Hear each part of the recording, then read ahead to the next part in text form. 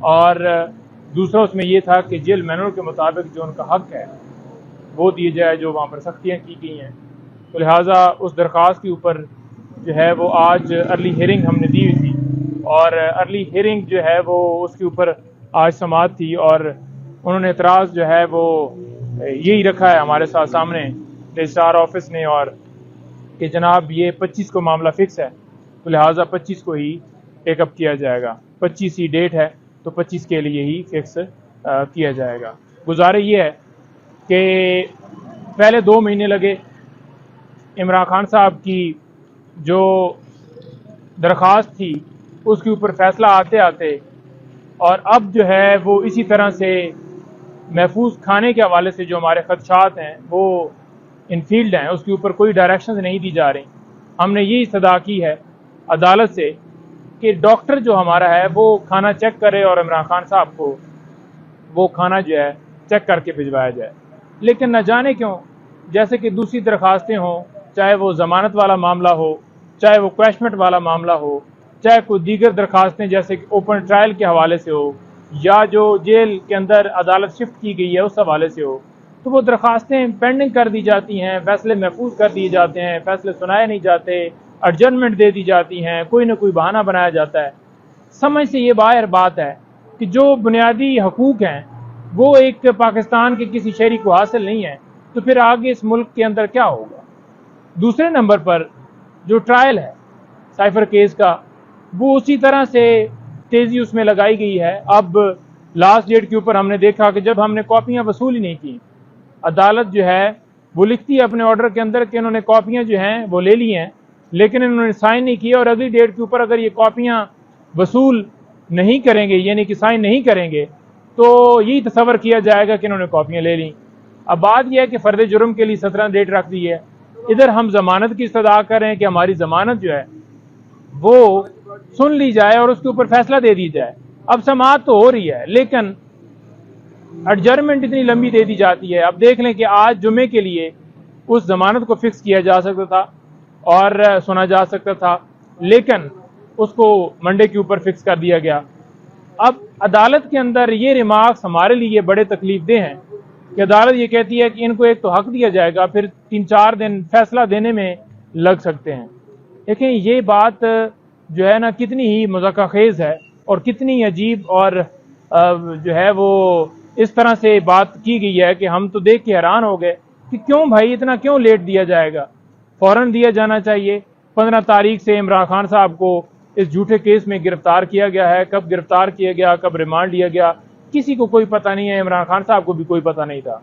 تو جب ہمیں پتہ چلا ہے، اس سے پہلے عطا تارڑ جو ہیں وہ میڈیا کے اوپر بتا چکے تھے کہ عمران خان صاحب کی گرفتاری بھی ہو گئی ہے اور ان کا ریمانڈ بھی ہو گیا۔ اب تارڑ صاحب کو کیسے پتہ چلا جب ان کے وکلاء کو نہیں پتا، عمران خان صاحب کو نہیں پتا؟ تو کس طرح یہ ساری چیزیں منسوخ کرتی ہیں کہ یہ جو پی ڈی ایم کا ٹولہ تھا، انہوں نے اپنی حکومت کے اندر جتنا ان سے ہو سکا انہوں نے کیسز بنائے، اور اب جو انٹرم گورنمنٹ ہے وہ بھی پوری سہولت کاری کر رہی ہے۔ فلسطین کے حوالے سے باقاعدہ طور پر پاکستان تحریک انصاف نے جو ہے وہ درخواستیں دیں کہ ہمیں پرامن احتجاج اپنے مسلمان بھائیوں کے ساتھ جو ظلم ہو رہا ہے اس کے اوپر کرنا ہے اور اجازت دی جائے۔ اس کے اوپر جو ہے تھانے کے ایس ایچ او جو ہیں وہ 160 کا نوٹس بھیج رہے ہیں۔ وہ کہہ رہے ہیں جناب کہ اگر آپ نے اجتماع کیا تو آپ کو پتہ ہے کہ ہجوم کے اوپر بڑی یہاں پر جو ہے وہ ہجوم نہیں کیا جا سکتا، تو ملکی صورتحال کی صورت میں آپ جو ہیں وہ احتجاج جو ہے وہ اکٹھے نہ ہوں، ورنہ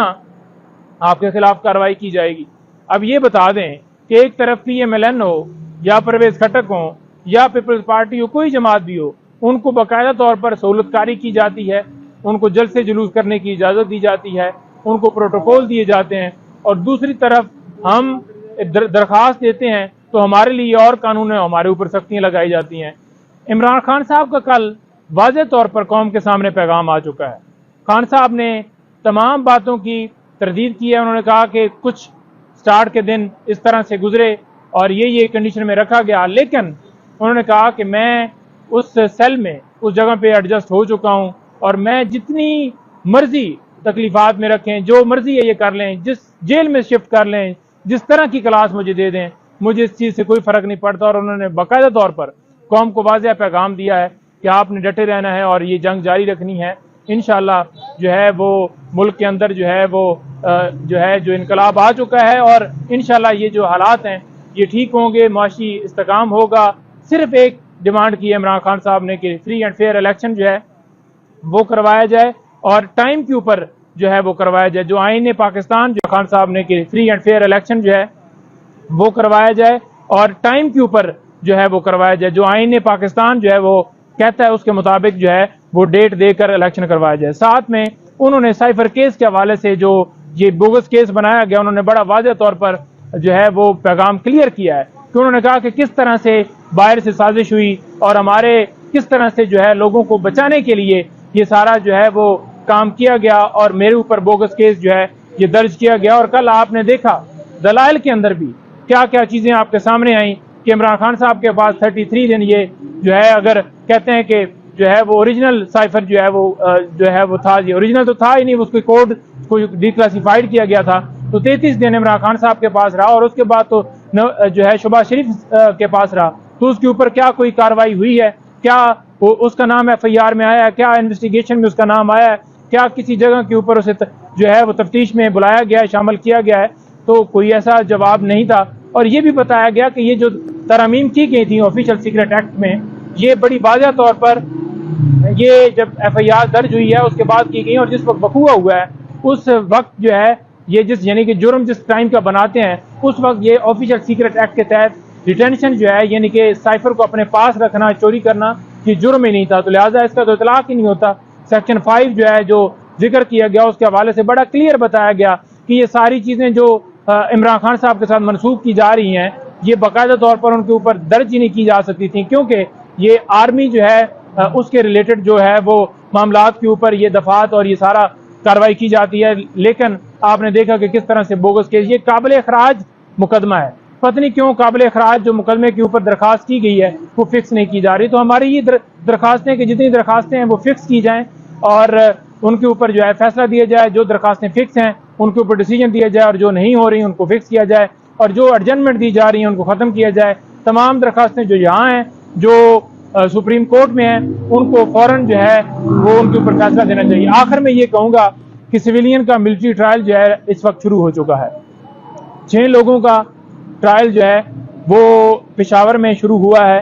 اور کل 10 اور لوگوں کا جو ہے وہ مردان کے لوگ ہیں ان کا شروع ہوا ہے۔ تو اٹارنی جنرل صاحب نے سپریم کورٹ میں یقین دہانی کروائی تھی کہ کوئی بھی جو ہے وہ ٹرائل شروع کرنے سے پہلے کورٹ کو اعتماد میں لیا جائے گا، تو اس طرح سے کوئی کورٹ کو اعتماد میں نہیں لیا گیا، اور سویلین کا ملٹری ٹرائل جو ہے وہ شروع ہے۔ پاکستان تحریک انصاف کی طرف سے باقاعدہ طور پر جو ہے وہ ان کو یاد دہانی کروائی گئی ہے کہ آپ نے وہاں پر انشورنس کی تھی اور یہ کہا تھا کہ جو ہے کسی طرح سے ٹرائل شروع نہیں ہوا، اور کورٹ کو بتایا جائے گا، اور کورٹ کا حکم ہے، اور کورٹ کے حکم کے باوجود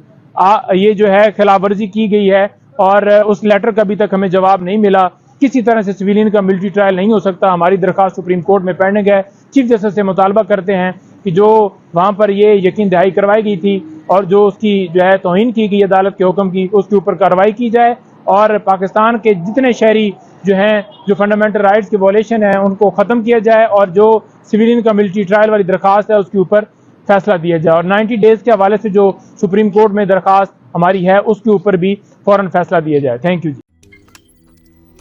روزنامہ قدرت کی ویڈیو دیکھنے کے لیے ابھی YouTube چینل پہ سبسکرائب کریں اور بیل آئیکن پر بھی کلک کریں۔